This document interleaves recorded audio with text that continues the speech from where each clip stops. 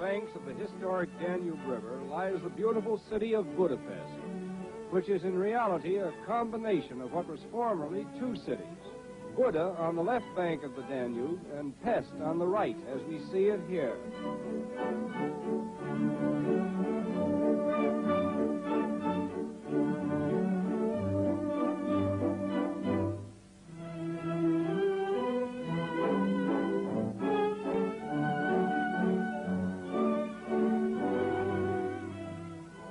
During the past 50 years, the population of Budapest has increased from 300,000 to over 1 million inhabitants.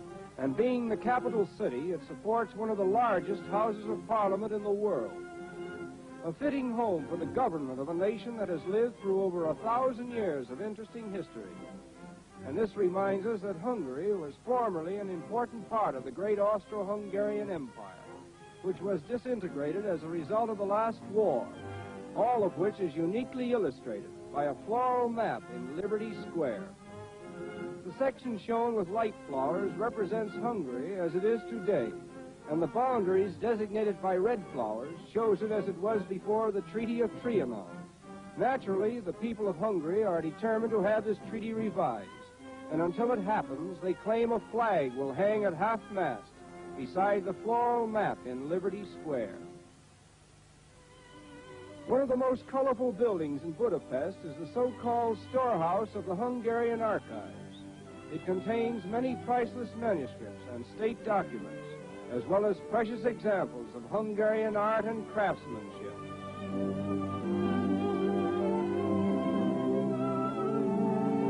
The shopping districts of Budapest are on a par with the best of those in modern cities, and one may purchase here the choice products of Hungary as well as the world at large.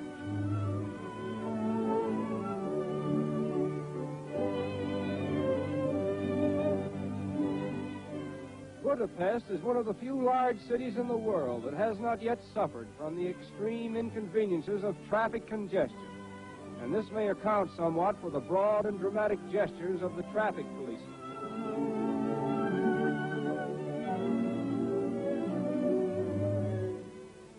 The year of 1849 was a most important one in the history of Budapest, for it was the year in which the famous Chain Bridge was completed, the first of its kind in Europe, and even today it is one of the city's chief attractions. At first it was thought insufficient clearance had been allowed for the larger steamships, but an ingenious method was discovered whereby smokestacks lean backwards in humble obeisance as they pass under the bridge.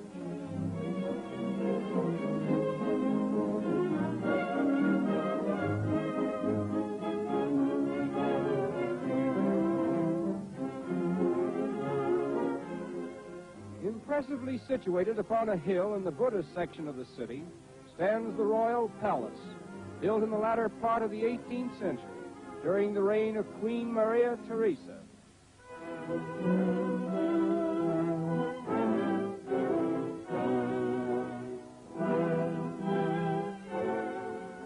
No history of Budapest or Hungary would be complete without including a few facts about St. Stephen, to the memory of whom several memorials are consecrated. About 1,000 years ago, St. Stephen, who is reported to be the real founder of the Hungarian nation, was crowned by the Pope as the first Christian king of Hungary, and by this act, a country formerly under Eastern influence was brought into the fold of Western civilization.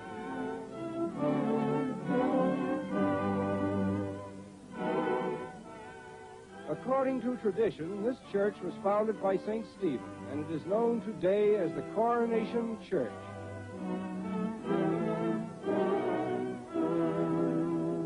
On an artificial island stands the Museum of Agriculture, considered to be one of the best constructed buildings in Europe.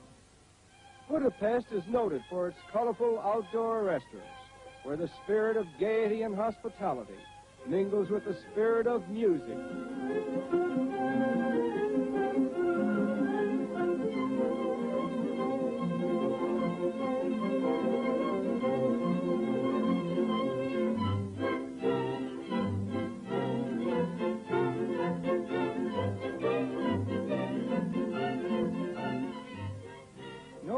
composer has done more toward glorifying Hungarian gypsy music than Franz Liszt, one of Hungary's greatest contributions to the world's Hall of Fame. And his immortal music is like a daily prayer to the orchestras of Budapest. On Margaret's Island, there is a thermal grotto in which it is said a holy man once lived and wrought miraculous cures by bathing people in the thermal springs that are found all over Budapest. As a result, the fame of the springs spread broad, and consequently, Budapest has become one of the most popular watering places in the world.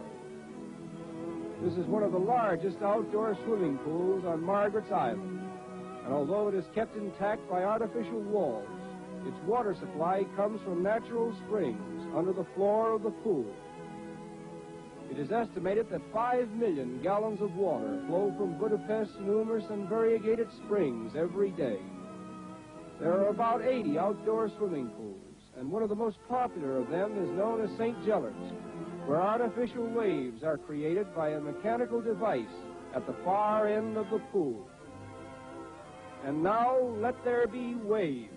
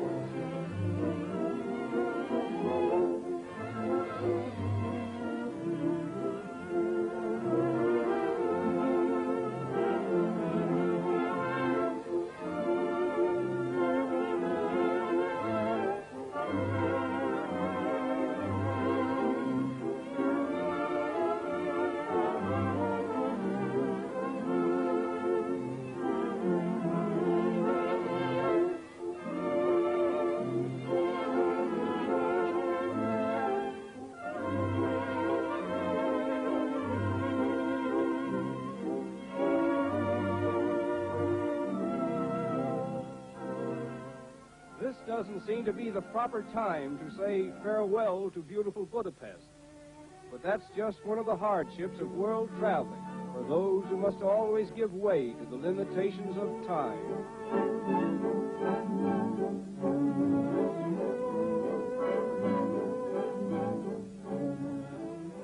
So now, with a final glimpse of that famous river which inspired one of the world's immortal waltzes, we will conclude our impressions of beautiful Budapest and waltz away to other ports of call.